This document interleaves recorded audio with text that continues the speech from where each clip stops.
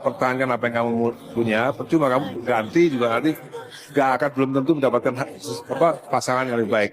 Ahmad Dhani sebut ganti istri belum tentu dapat yang lebih baik, Mulan cuma nunduk. Rangkaian prosesi pernikahan Al-Ghazali dan Alisa Daguise ditutup dengan acara ngunduh mantu yang digelar di Jakarta Convention Center, GCC, pada Kamis 19 Juni 2025 lalu.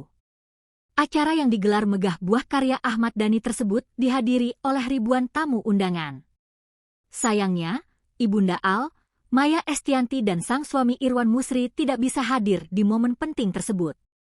Sehingga, Ahmad Dhani dan Mulan Jamila yang akhirnya duduk di pelaminan untuk menemani pengantin dari pihak laki-laki. Sebagai ayah yang sudah berpengalaman membangun rumah tangga, Ahmad Dhani pun memberikan wejangan untuk sang putra sulung.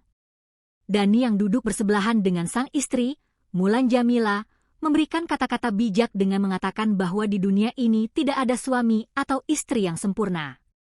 Tidak ada suami yang sempurna, tidak ada istri yang sempurna, kata Dhani mengawali wejangannya, dikutip dari tayangan YouTube, Sabtu 21 Juni 2025. Menurut Dhani, hal paling berbahaya dalam rumah tangga adalah mendengar bisikan-bisikan menyesatkan dari orang-orang yang belum tentu benar dan belum tentu baik untuk kita.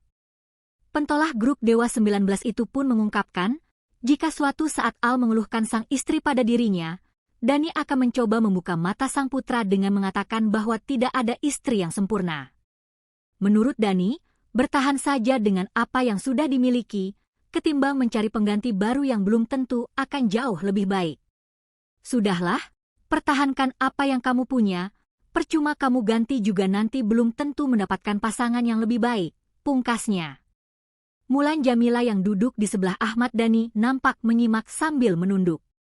Download Tribun X sekarang, menghadirkan lokal menjadi Indonesia.